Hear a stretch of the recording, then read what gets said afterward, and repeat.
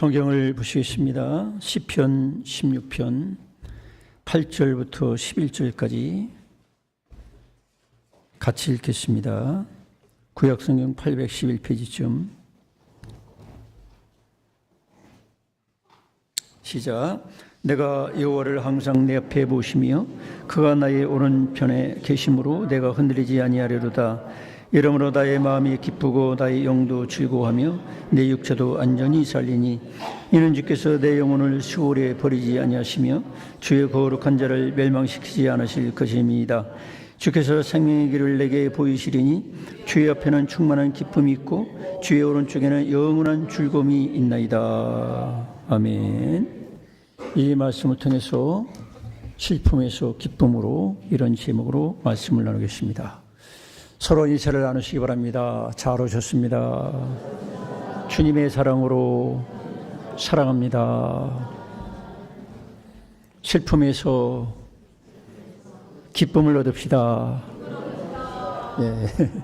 네. 오늘날 우리나라도 세계에도 여러 가지 슬픈 일도 많고 또 그러면서 기쁜 일도 있고, 러시아와 우크라이나 전쟁으로 또 이스라엘과 하마스로 참 불쌍한 백성들이 많이 죽어가는 걸 볼 때 얼마나 슬픕니까?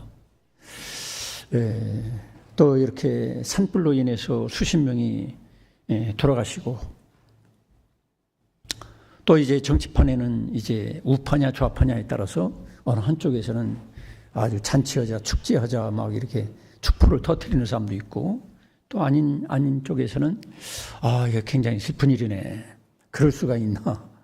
노무현 대통령, 박근혜 대통령, 이번에 윤석열 대통령 이렇게 이제 중도 하차하는 걸 쳐다보면서 우리 백성들의 마음은 슬픔과 기쁨으로 서로가 교체하게 됩니다. 근데 너무 어렵게 생각할 게 없어요. 오르막길이 있으면 내리막길이 있고, 그렇죠? 또 밤이 있으면 또 낮이 있고, 또 오른편이 일을 잘 못하면 이제 왼손으로 일하면 되잖아요. 결국에는 좌편이든 우편이든 결국 따지면 한 몸이나 마찬가지란 말이에요. 그러니까 여러분들이 지나치게 기뻐도 하지 마시고, 또 지나치게 이것 때문에 슬퍼도 하지 마시고, 역사의 발전과 하나님의 섭리는 진행되고 있다는 것, 이것 때문에 여러분들이 슬픔에서 기쁨으로 전진하는 저와 여러분 되시기를 축원합니다. 그래서 우리가 슬픔에서 기쁨으로, 여러분 항상 우리 인생은 기쁜 일만 있는 게 아니에요. 기쁜 일도 있고 슬픈 일도 있고, 여기 오늘 읽은 시편 16편은 다윗이 하나님의 성령을 통해서 이렇게 영감 받아가지고 지은 시입니다. 다윗의 일생도 그렇죠. 어떤 때는 참 기뻤어요. 기쁨이 넘쳤어요. 소년 목동으로서 그야말로 적장 골리앗을 쓰러뜨릴 때 얼마나 기뻤겠어요. 한 나라를 구하는, 그러면서 온 백성들이 사울이 죽인 자는 천천히지만 다윗이 죽인 자는 만만이로다. 왕보다 뛰어나다는 거예요. 결국 남는 것은 뭡니까? 권력을 잡게 되는 거예요. 너무 기쁘고 즐거웠어요. 백성들도 춤을 추는 거예요. 온 백성들도. 한편에서 사울은 이제 슬퍼했고, 이거 가지고 시기 질투하다가 결국 다윗을 죽이려고 쫓아다니고, 다윗은 슬픈 나날을 많이 보냈습니다. 또 이제 왕권을 잡았을 때는 얼마나 기쁨이 넘쳤겠습니까? 근데 왕권을 잡으니까 어때요?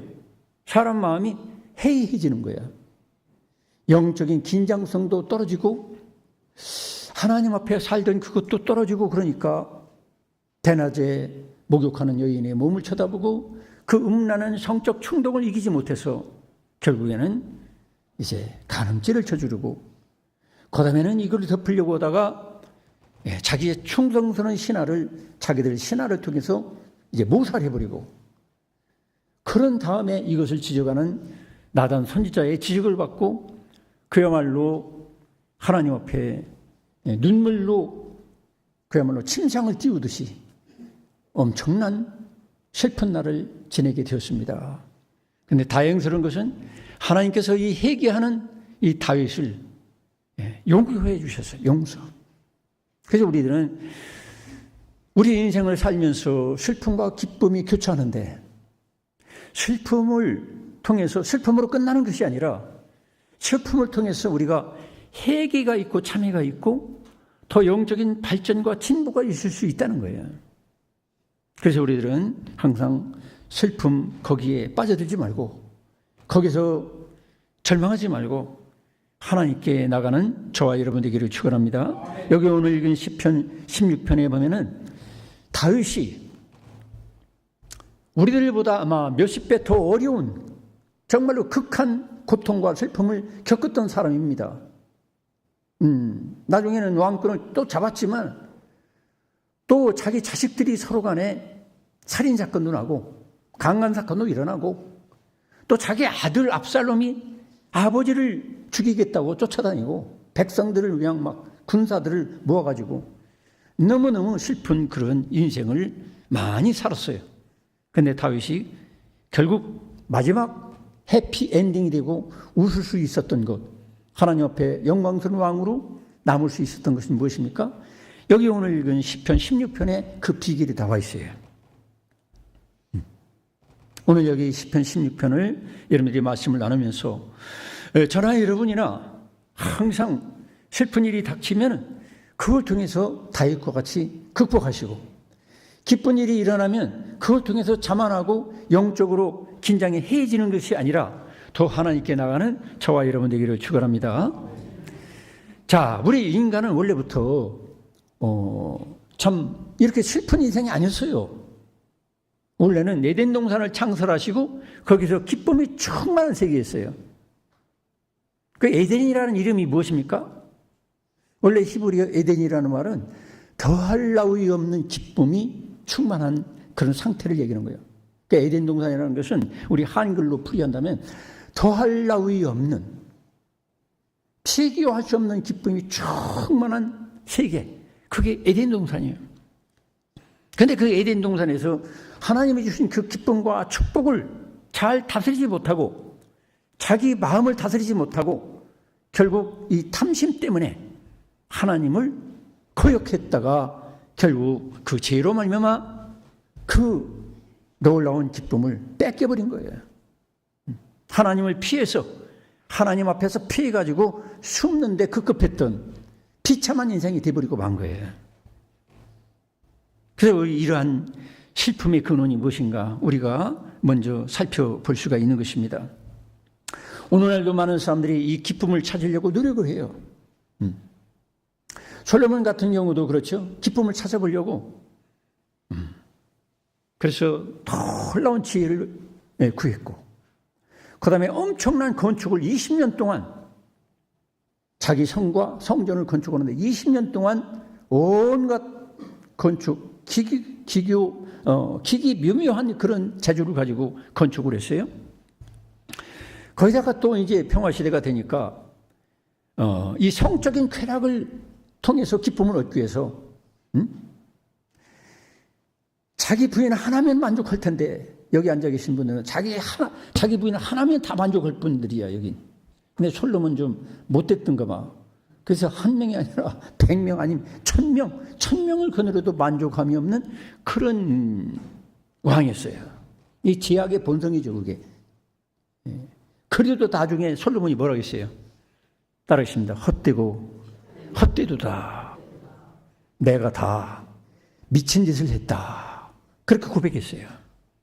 그래서 우리가 하나님 그분을 떠나가지고 내가 추구하는 모든 기쁨들은 결국 그게 다 미친 짓이에요. 지나고 보면 다 미친 짓이고 내가 엉뚱한 짓을 한 거예요. 그래서 우리들은 항상 내 인생을 돌아보면서 그런 각오를 해야 돼요. 하나님, 제가 미친 짓을 하지 않게 해주세요. 하나님 앞에 그야말로 하나님이 주시는 기쁨을 내가 누리게 해주세요. 여러분 기도하시기 바랍니다. 사람 미치는 건 시간 문제예요. 순간적으로 미치는 거예요. 어떤 사람은 분노 때문에 미치고 어떤 사람은 음란 때문에 미치고 어떤 사람은 재물 때문에 미치고 어떤 사람은 권력 때문에 미치고 미쳐서 살다가 비참하게 끝나는 것이 보통 영적이지 못한 사람들의 특징인 것입니다. 또 얼마 전에도 여권 실세로 막 그렇게 큰 소리 치고 막 그러던 사람이 어떤 대학 총장도 지내고 막 그러던 사람이 자살해 버렸어요. 참 그런 거 보면 다 이게 미친 짓이라. 많이 좀 재물을 얻었고 권력을 얻었고 명예를 얻었고 그러시면 더 하나님께 가까이 다가가지고 더 정말로 진실되게 하나님 그분을 기쁘시게 해야 되는데, 인간은 어리석게 내가 뭐 재물을 얻으면 이게 뭐 나만을 위한 재물인 줄 알고, 내가 권력을 잡으면 이게 내 마음대로 할 수 있는 것인 줄 알고, 이게 어리석은 인간들의 모습이다 이 말이죠. 오늘날도 많은 사람들은 그런 식으로 살아요. 그래서 어떤 사람은 재물을 얻으려고 그렇게 발버둥 치고, 또 어떤 사람은 쾌락을 얻으려고 그야말로 미친 짓을 하고, 술에 미치고 또 마약에 미치고, 이런 미치는 인생들, 거기에서 우리가 제정신을 차리고 우리가 살 수 있으려면 어떻게 되느냐. 여기 오늘 읽은 본문에 보니까 여기 시편 16편 8절에 보니까 뭐라고 합니까? 내가 여호와를 항상 내 앞에 모시며, 따르겠습니다. 항상 내 앞에 모시며. 항상 하나님을 다윗은 자기 앞에 모셨다는 거예요. 그 다음에 여기 11절에 보니까 주께서 생명의 길을 내게 보이시리니 주의 앞에는, 따르겠습니다. 주의 앞에는 충만한 기쁨이 있고, 충만한 기쁨이 있다는 거예요. 그러니까 여기서 기쁨과 연관되는 게 무엇입니까? 하나님이죠. 하나님. 그래서 하나님 앞에서 우리가 라틴어로 코람데오라고 그래요. 코람데오. 코람은 앞에서, 데오 하나님을 뜻하는 거죠. 우리의 진정한 기쁨은 하나님 앞에 있다는 거예요. 여러분, 지금 우리가 술집에 안 달려가고 극장에 지금 안 달려가고 세상 놀이로 안 달려가는 것 왜 그렇습니까? 하나님 앞에서 예배 드리려고 나온 거예요. 여러분, 하나님 앞에 기쁨이 있다는 사실을 믿으시기 바랍니다. 다윗은 그걸 깨달았어요. 어떤 여자 앞에 기쁨이 있는 게 아니고, 또 아들놈들 앞에서 기쁨이 있는 것도 아니고, 그렇죠? 사람들 앞에 기쁨이 있는 게 아니에요. 다윗을 보세요. 그렇게 충성스러운 신하들이 아들과 함께 반역을 크게 했고, 백성들도 그런 식으로 했고, 군중들도, 내 밑에 있는 사람들도 내게 기쁨이 있는 게 아니라 하나님 앞에 기쁨이 있는 거예요. 여러분, 하나님 앞에 코람데오로 살아갈 수 있기를 축원합니다. 신앙생활은 쉽게 말하면 하나님 앞에 살아가는 거예요. 근데 오늘날 교회 다니는 사람들도 종종 사람 앞에서 신앙생활을 하려고 그래요. 교인들 앞에 잘 보이려고 그러고, 또 안 보이면 또 창피하고 부끄럽고. 여러분, 너무 그렇게 사람 의식하지 마세요. 하나님을 의식하기를 축원합니다. 우리가 의식의 전환이 필요한 겁니다. 신앙생활 100년 있어도 하나님 앞에서 내가 있다는 코람데오의 의식, 하나님 임재의 의식, 또 하나님 안에 in Christ, 예수 그리스도 안에 내가 있다는 의식, 이 의식을 가지고 나의 의식을 날마다 의식을 전환하고 깨어 있어야 된다는 거죠. 깨어있지 못하면 항상 사람 앞에, 내가 아무개 집사 앞에 내가 있구나, 아무개 장로 앞에 있구나, 자꾸 이런 생각을 하면은 이 신앙생활이 결국 인간적인 것이 돼버리고 말아요. 비참해지고 비교가 되고, 그러면 교만해지고 그 괜히 내가 무슨 직분을 받았으면 이게 뭐 내가 잘나다 되는 줄 알고. 그게 아니거든요. 내가 잘나고 내가 의로서 그 된 게 아니에요. 하나님께서 하나님께 영광 돌리려고 나 같은 부족한 자를 하나님이 세운 것을 믿으시기 바랍니다. 우리가 세상 사람들하고 우리가 다른 게 뭐예요? 세상 사람보다 우리가 뭐 대단히 잘난 것도 없고 더 의로운 것도 없고 뭐 그런 거 없어요. 별로. 다른 게 뭐냐? 하나님께서 나를 사랑하사, 하나님께서 세상에 소금과 빛의 역할을 하게 하시려고 이렇게 저희들을 불러주신 것을 깨달으시길 축원합니다. 그러니까 우리가 교만할 게 아무것도 없는 거예요. 그래서 우리들의 신앙생활은 하나님 앞에서 그 의식을 가지고 사는 거예요. 항상 기도할 때도 하나님 의식하고. 오늘도 우리 손장로님 참 기도를 잘하셨습니다. 근데 어떤 분들은 기도하는 거 보면 사람 의식이 가지고 주여 아무개 집사 회개케 해주시고, 또 뭐 사람을 너무 의식해. 우리 신앙생활은 세상에서 사람 의식하다가 결국엔 절망했잖아요. 어느 인간을 만나도 거기에요. 다 타락한 부패한 성질을 가지고 있고 다 부족한 인간이고 망하는 인간이야. 그런데 우리에게 영생을 주시고 우리에게 거룩과 영원한 생명과 기쁨을 줄 수 있는 분은 오직 예수 그리스도 하나님밖에 없는 거예요. 하나님을 의식하며 살자는 게 신앙생활인데 왜 교회까지 와가지고 사람 의식하느냐 말이에요. 그 어떤 사람은 저 사람들이 나를 싫어하는 것 같다. 가끔 그런 신사들이 있어요. 목사님, 저는 이 교회 못 나오겠어요. 왜 그래요? 아무개 집사들이 나를 그렇게 우습게 여기고 막 험담하고 돌아다니고 나 괴로워요. 너무 창피해요. 부끄러워요. 떠나겠어요. 그래서 제가 어떤 때는 말리지만 더 중요한 건 뭐냐면 의식 전환을 해야 되는 거예요. 내가 하나님 의식하는 거 그게 중요한 거지 내가 교회를 바꾼다고 해서 되는 게 아니거든. 여러분 자신을 바꿀 수 있기를 축원합니다. 항상 하나님 의식. 여기 예배당에 와 앉으셔도 의식 전환이 안 되면 소용없는 거예요. 임마누엘, 우리와 함께 계신 하나님, 그 하나님 얼굴 앞에서 하나님 그분 몸 안에 들어가 있는 의식, 내 안에 하나님이 들어온 그 의식, 그걸 날마다 스스로 일깨우고 의식 전환을 계속 시도할 때에 하나님이 함께 하시는 평안과 기쁨이 있게 되는 것입니다. 그래서 여기 보니까 본문에도 하나님 앞에서 또 우리가 신앙생활 승리했던 사람들이 다 그렇잖아요. 다윗도 그랬지만 요셉도 그 주인 마님이 유혹할 때 뭐라고 했어요? 하나님 앞에서 어떻게 죄를 범할 수 있겠습니까? 여러분 우리가 잘났거나 못났거나 그게 중요한 게 아니라 항상 따라하십니다. 하나님 앞에서 사는 정직한 반응을 보이는 거예요. 하나님 앞에서 내가 죄를 범할 수 없죠. 하나님 앞에서 내가 살아가는 그 합당한 모습들을 생각하면서 내가 생각하고 말하고 처신하는 것, 이게 중요한 거죠. 그래서 주의 앞에는 충만한 기쁨이 있고 주의 오른쪽에는 영원한 즐거움이 있나이다. 영원한 즐거움이 있나이다. 여러분, 그래서 사도 바울은 그런 주의 앞에서, 사도 바울에게는 in Christ, 주 안에서, 그 주님 안에 들어가 사는 사람. 영상은 타이틀을 바꿔봐라. 1번으로.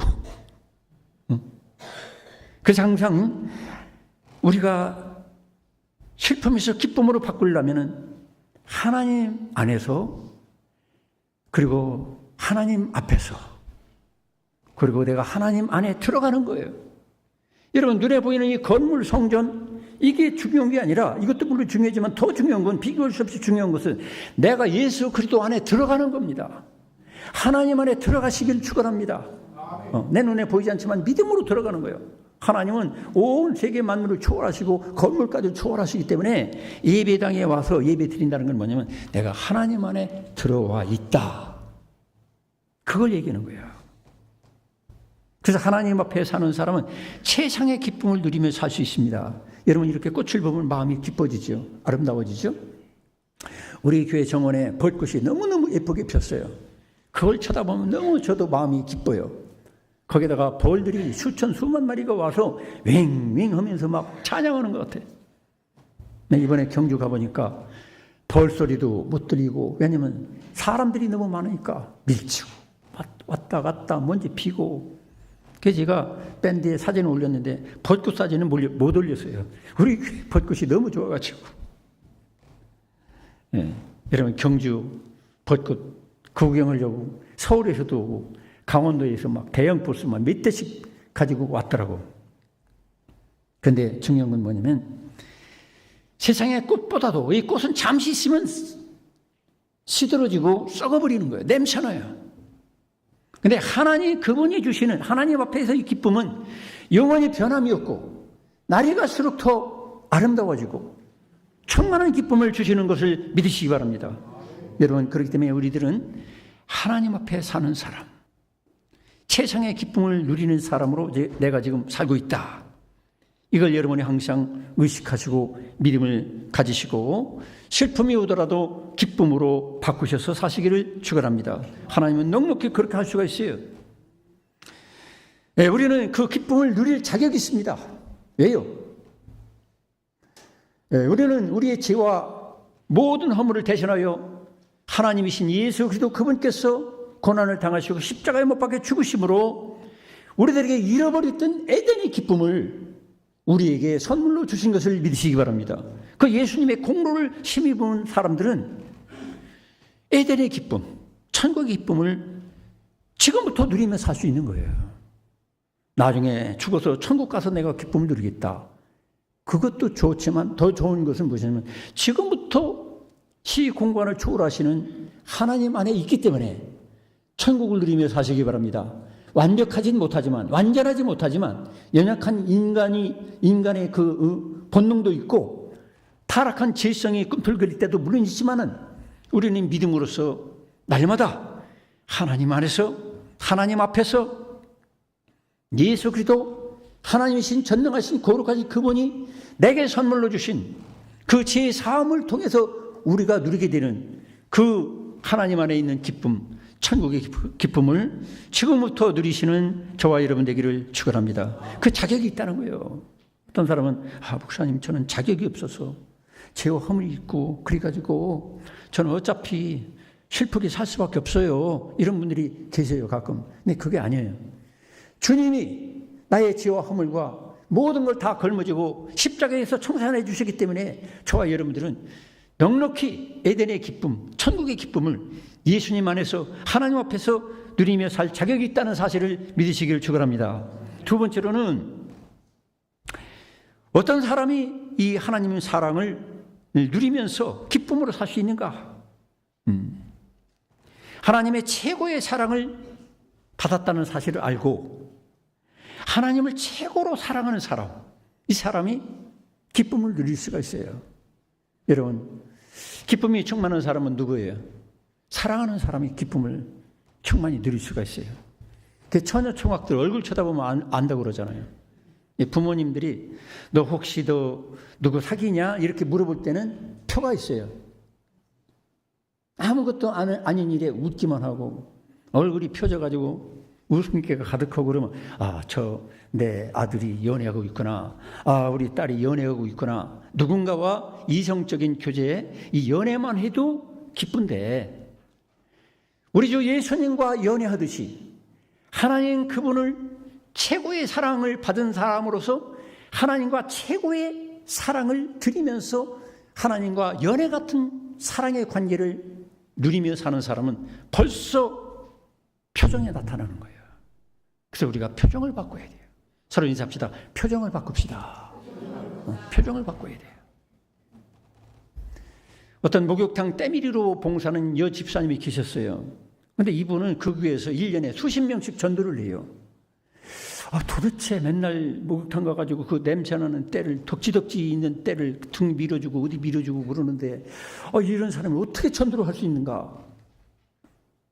나중에 알고 보니까 딴 비결이 없어요. 남편이 일찍 죽어가지고 그래서 애들을 키우느라고 할 수 있는 게 그거밖에 없어요. 목욕탕에 가서 맨날 때를 미는 거예요. 막 더러운 때를 밀고 냄새나고 그런데도 불구하고 자기 안에 예수님이 계시기 때문에 너무 기쁘다는 거예요. 항상 얼굴이 스마일. 그러니까 너무 기쁨이 충만하니까 때 밀었던 사람들이 도대체 무슨 좋은 일이 있어가지고 그렇게 웃느냐고. 저는 예수님이 제 안에 계시기 때문에 너무 기쁘다고. 남편도 없고 돈도 없고 있는 것은 이게 때밀이밖에 못하지만 저는 기쁨이 넘친다고. 그러니까 네가 믿는 예수 나도 한번 믿어보자. 네 교회가 어디 있냐? 이렇게 물어봐가지고 1년에 수십 명씩 전도한다는 거예요. 그래서 때밀이 여집사님 이 전도왕이 되는 거예요. 성도 여러분, 우리가 하나님 앞에도 그래요. 내가 있어야 기쁘다. 내가 권력을 잡아야 기쁘다. 내가 사람들의 평판이 명예로워야 기쁘다. 그건 하나님이 주시는 기쁨의 10분의 1도 안 되는 거예요. 그건 있다가도 없는 거예요. 더 좋은 기쁨이 뭐냐면 없어도 기뻐하고 남들이 욕해도 기뻐하고 때밀이도 기뻐하고 청소에도 기쁘고 화장실 청소에도 기쁘고 그런 기쁨이 있기를 축원합니다. 사도 바울 같은 경우 그렇잖아요. 사도 바울 같은 경우 여러분 전도다가 얻어 터져가지고 죽은 줄 알고 내 던져버렸는데 거기서도 기쁘고 감옥에 갇혀도 기쁘고 가난해도 기쁘고 몸에 병들어도 기쁘고 그래서 뭐라고 했어요? 따르십니다. 항상 기뻐하라. 그건 예수님의 함께 계심으로 우러나오는 기쁨이라는 거예요. 성도 여러분, 특히 여기 자매 여러분들 비싼 화장품 사가지고 얼굴에다 떡 칠하는 거 그것도 물론 돈 있으면 하세요. 그렇지만 더 중요한 것은 진정한 아름다움은 어디 있느냐? 예수 그리스도와 연애하는 기쁨, 예수 안에 있는 기쁨, 하나님 앞에서 내가 그 임마누엘 하나님의 임재가 여기에 나타나고 현현하는 그것 때문에 기뻐할 때 그게 온전한 기쁨이고 그게 영적인 기쁨이고 세상의 조건을 초월하는 기쁨인 것을 믿으시기 바랍니다. 이게 있어야 되는 거예요. 그래서 우리가 나 자신이 정말로 사랑의 사람인가 한번 확인해 봐야 돼요. 그리고 이 기쁨을 누리기 위해서 제가 이 조이라는 단어로 영상 띄워줘봐라. 설교하면서 맨날 이런 얘기 해야 되겠나? 조이. 기쁨은 따르겠습니다. 조이. 그래서 J-O-Y로 하는데 이 J-O-Y 머리 글자를 따라가지고 J는 Jesus first. 여러분 예수님을 가장 최고로 먼저 사랑하는 사람, 예수님을 가장 최고로 사랑하는 사람이 기쁨을 지킬 수가 있어요. 두 번째로 others as second 따르십니다. others as second. 제 발음이 좀 시원찮은가요? 저는 손녀한테 배웁니다. 손녀가 유치원 다니면서 발음이 저보다 더 좋아요. 요즘 애들은 그냥 거기서 시키는 대로 그냥 부드럽게 나오니까 그냥 1, 2, 3 막 하는 거 보면 저보다 나아요. 여러분 J-O-Y에서 O는 others as second, 다른 사람을 두 번째로 사랑하는 거예요. 첫째는 하나님이고 그 다음에는 두 번째로 다른 사람을 사랑하는 사람은 기쁨을 지킬 수가 있어요. 다른 사람과 관계가 나빠질 때 기쁨을 잃어버리거든. 부부지간도 먼저 다른 사람, 남편이라면 아내, 아내라면 남편, 교회도 나보다는 우리 성도들, 나보다는 목사, 그러면서 항상 다른 사람을 어떻게 기쁘게 할까? 어떻게 더 사랑할까? 여기에 중점을 두고 여기에 집중하는 사람은 기쁨을 잃어버릴 수가 없어요. 근데 항상 나부터, Jesus first가 아니라 I first, me first가 되면 기쁨을 잃어버리게 되는 거예요. 세 번째로 Y는 yourself as third. 스스로를 세 번째로 사랑하는데 놔두면서 살아가는 사람은 기쁨으로 살 수가 있어요. 나는 맨 나중에 나를 사랑한다. 제일 먼저 하나님, 두 번째로 나 위에 다른 사람들, 그 다음에 나는 그 다음 사랑하겠다. 근데 대개 세상에서 가정에서 문제가 터지는 게 뭐예요? 나부터 내 기쁨을 충족시키고 내 욕심을 충족시키고 내가 섬김받아야 되고 내가 첫째다. 내가 퍼스트. 그러니까 그 독불장군 이기적인 인간을 누가 좋아하겠어요? 비록 남편이라도 아내라도 결코 좋아하지 못해요. 좋아하지 못하게 되면 결국 기쁨 대신 슬픔이 오게 되는 거예요.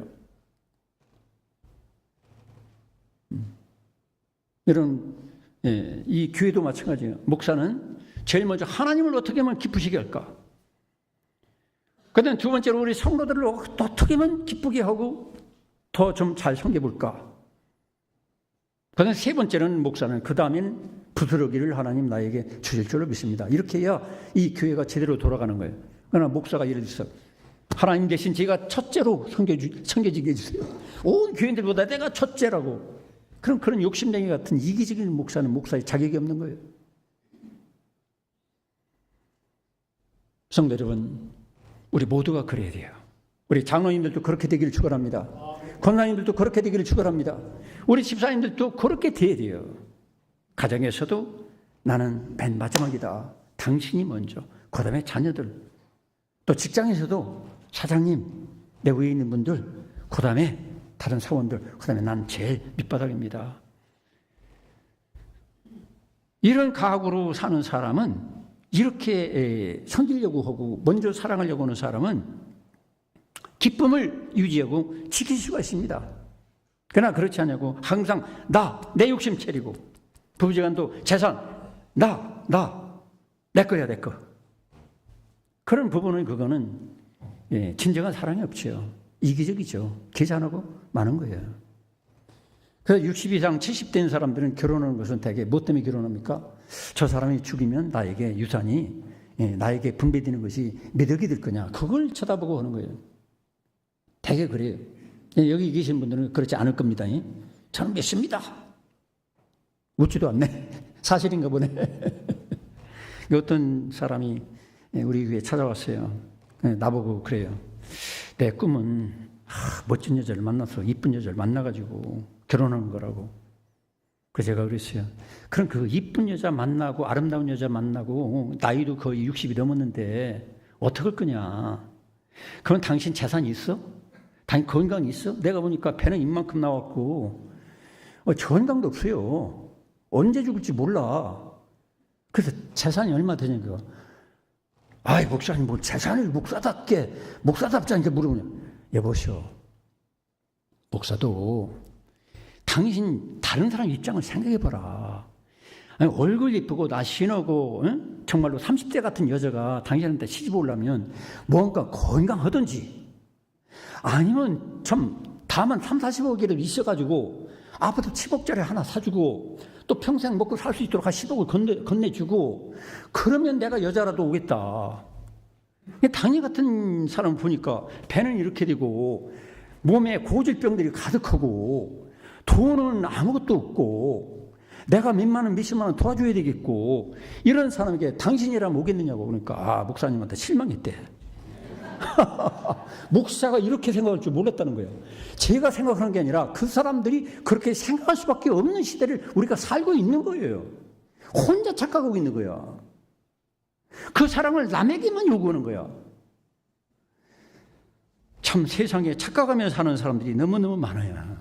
그게 안 되니까 자살하고 엉뚱한 데 빠지는 거죠. 성도 여러분, 하나님께서 우리에게 이 사랑을 누리면서 기쁨으로 살 수 있는 비결을 알려주시는 거예요. 먼저 예레미야 15장 16절, 예레미야 15장 16절에 보면, 자, 같이 읽어보겠습니다. 만군의 하나님 여호와시여, 나는 주의 이름으로 일컬음을 받는 자라. 내가 주의 말씀을 얻어먹었사오니 주의 말씀은 내게 기쁨과 내 마음의 즐거움이오나.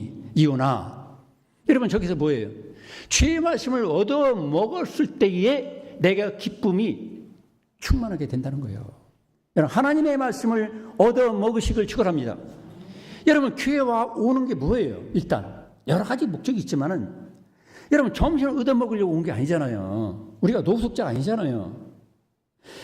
교회 예배에 참여하는 건 여러 가지 목적이 있지만은 주의 말씀을 얻어먹으려고 온 거예요. 물론 집에서도 얻어먹을 수 있지만은, 여러분에게 하나님의 질서상 이렇게 지역 교회를 통해서 여러분에게 또 이렇게 연결해 주신 교회를 통해서 이 목회자를 통해서 하나님의 말씀을 얻어먹을 때에 거기서 충만한 기쁨이 있게 되는 거예요. 하나님 말씀을 얻어먹으시길 축원합니다. 하나님 말씀은 돈으로 살 수가 없어요. 그래서 여러분들이 하나님의 말씀을 내가 얻어먹을 때에 기쁨이 충만하게 된다는 거예요. 그 다음에 또 예수님께서 뭐라고 하셨습니까? 예수께서 우리에게 모든 말씀을 주신 것은 목적이 기쁨이 충만하게 하게 하시려고. 따르십니다. 내 계명은 곧 내가 너희를 사랑하는 것 같이 너희도 서로 사랑하는 이것이라. 요한복음 15장 12절. 하나님께서 말씀을 주시고, 하나님께서 우리에게, 예수님께서 말씀을 주시고 계명을 주신 이유가 뭐냐면 사랑하라는 거예요. 서로 사랑하라는 거. 사랑할 때 기쁨이 있는 거지, 미워하면은 사랑하지 못하면 기쁨이 없어요.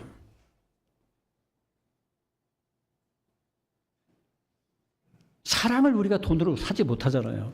진정한 사랑은.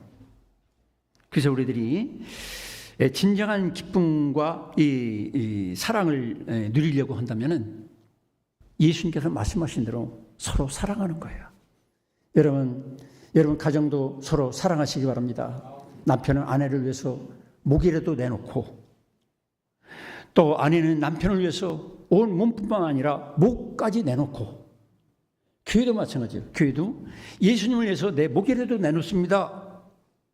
이게 헌금 정신이고 이게 헌신이에요. 이게 예배예요. 믿습니까? 예수님은 원하신다면 내 목이라도 내놓겠습니다. 내 온 몸뚱이 다 내놓겠습니다.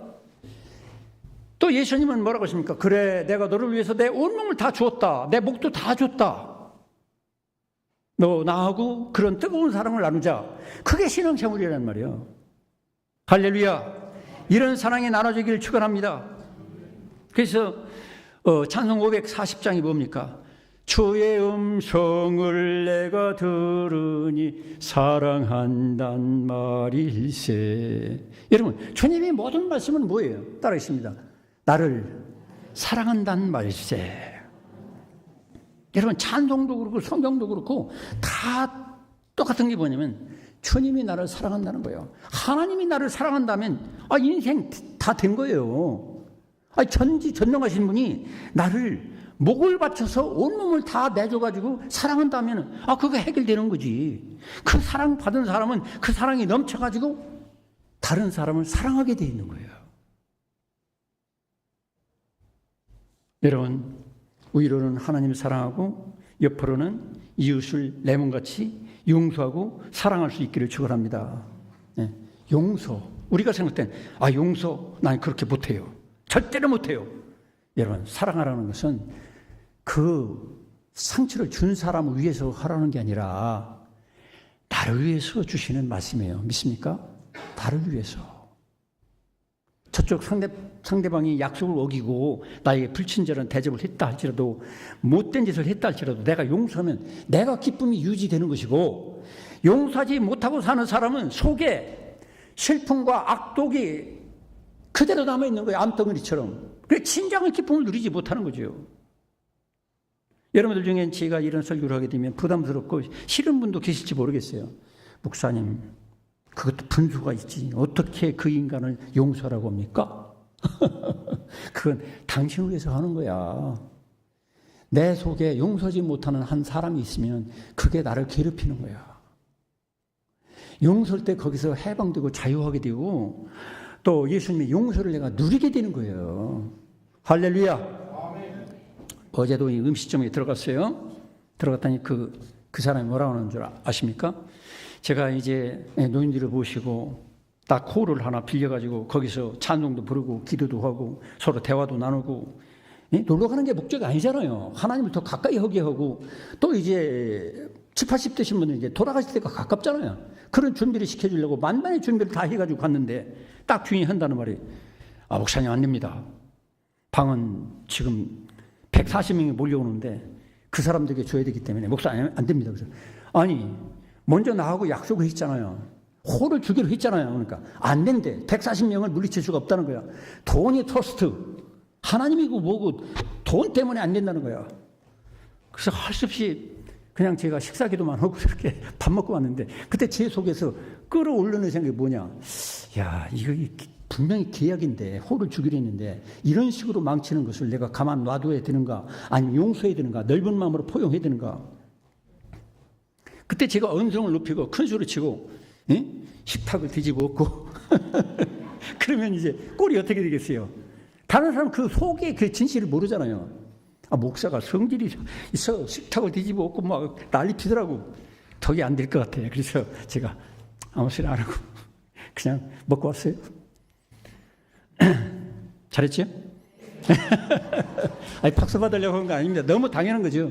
근데 우리가 인생 살다 보면 목사도 그렇고 우리 성도님들도 그렇잖아요. 솔직히 어떤 때는 어디 음식 가면 그게 아닌데, 그것도 이번엔 제가 큰 맘 먹고 25,000원, 2만 원짜리 음식을 준비해가지고 계약을 했어요.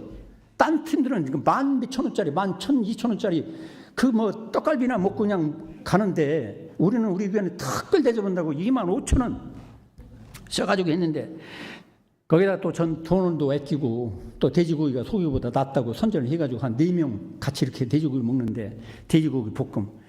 야, 이 사람 태어나서 처음 그런 돼지고기 볶음을 먹어봤어요. 아니 여기 9,000원짜리 뷔페만 또 못하고 우리 집 사람 아니 내가 해도 그 정도는 할 것 같아.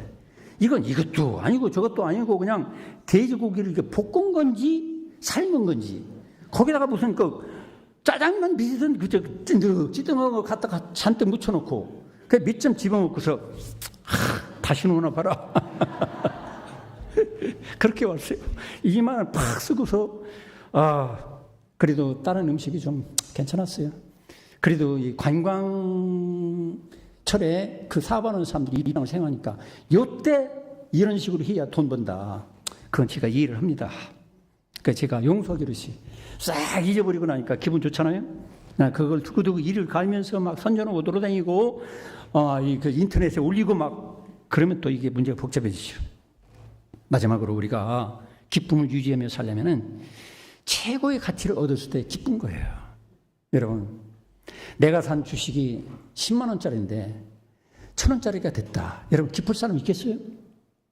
내가 산 코인이 100만 원 해서 100만 원짜리 샀는데 지금 100원밖에 안 한다. 기쁠 수가 있겠습니까? 사람은 가치를 얻은 만큼 기뻐지는 거예요.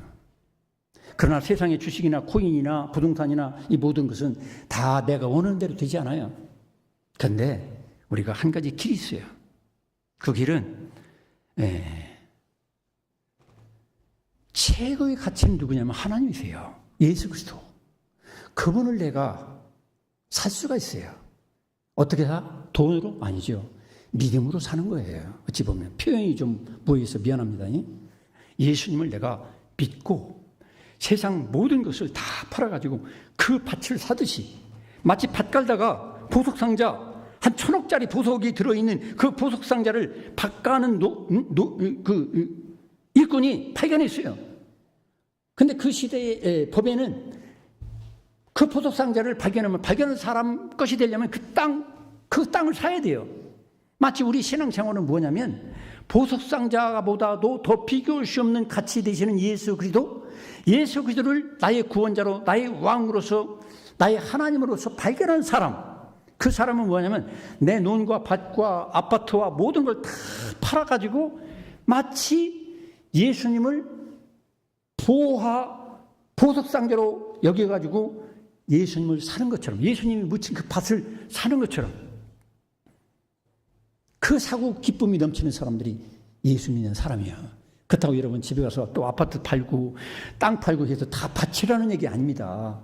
결국 내가 소유하고 있지만 결국 마음은 어떠냐면 예수 그리스도와 비교할 수 없는 세상과 비교할 수 없는 예수 그리스도의 절대가치, 최고의 가치를 우리가 발견한 사람이 예수 믿는 사람이란 말이에요. 그러나 그러지 않냐고 교회를 나오면서도 맨날 돈 맨날 명예 자랑하고 맨날 권력 자랑하고 뭐 인간들 쫓아다니고 뭔가 얻으려고 발버둥 치고 이런 사람들은 아직 예수의 그 진정한 가치를 아직도 모르는 거예요. 한번 영상 쳐봐요. 마태복음 13장 44절 한번 읽어보겠습니다. 천국은 마치 밭에 감추인 보화와 같으니 사람이 이를 발견한 후 숨겨두고 기뻐하며 돌아가서 자기의 소유를 다 팔아 그 밭을 사느니라. 진정한 가치가 예수 그리스도에 있다면 자기 모든 걸 다 털어서 살 수만 있다면 사가지고 예수님 한 분만으로 만족하며 기뻐하며 즐거워하며 사는 게 신앙생활이다 이 말이지. 그 대표적인 인물이 누굽니까? 사도 바울. 사도 바울은 어떻게 했어요? 자기가 그동안 자랑했던 율법적인 의라든지 어떤 학벌이라든지 뭐 무슨 가문 자랑이라든지 그거 다 진토같이 여겼어요. 분토같이 여겼어요. 다 버리고 오직 예수 그리스도 그분만을 사모하고 그분과 함께 교제하고 그분의 일을 하면서 살아갈 때 사도 바울에겐 항상 기뻐할 수 있는 그런 인생을 살 수 있었던 것입니다. 성도 여러분, 우리들의 최고의 가치요 절대 가치인 예수 그리스도 그분을 얻은 사람답게 세상이 주지 못하는 세상 전부의 금덩어리나 은덩어리를 다 쏟아주어도 살 수 없는 예수 그리스도. 예수님은 세상을 창조하신 분이고 예수 그리스도는 모든 만유의 주권자시고 왕이시고 소유자 되십니다. 그분을 여러분 마음속에 얻기 위해서 여러분 마음을 다 비우고 분토같이 여기고 예수 그리스도를 마음에 모시고 그 에덴의 기쁨을 회복하며 그분 안에서 joy, Jesus Christ, 또 다른 사람을 the second, 나보다 먼저 더 중히 사랑하고 섬겨주고 그 다음에 내가 맨 나중에 사도발처럼 맨 나중에 나를 두면서 살면서 여러분 하나님이 주신 이 놀라운 기쁨이 저와 여러분에게 인생 끝날 때까지 천국 갈 때까지 날마다 의식을 전환해서 넘치며 사시기를 축원합니다. 기도하겠습니다. 하나님 아버지, 우리가 이 생 살면서 슬픈 일을 많이 보기도 하고 어떤 때는 기쁜 일도 보기도 합니다. 그렇지만은 이 모든 걸 초월해서 예수님 안에 있는 기쁨, 이 기쁨을 누리게 하시려고 예수님 말씀하셨고 모든 사역을 완성하셨습니다. 이제 세상 것에서 내가 기쁨을 그렇게 참 추구하기보다는 이젠 예수 그리스도 안에 있기 때문에 그 하나님 앞에서 누리는 기쁨, 천국의 기쁨, 에덴의 회복된 기쁨을 누리는 지혜로운 우리 성도들이 되게 하여 주옵소서.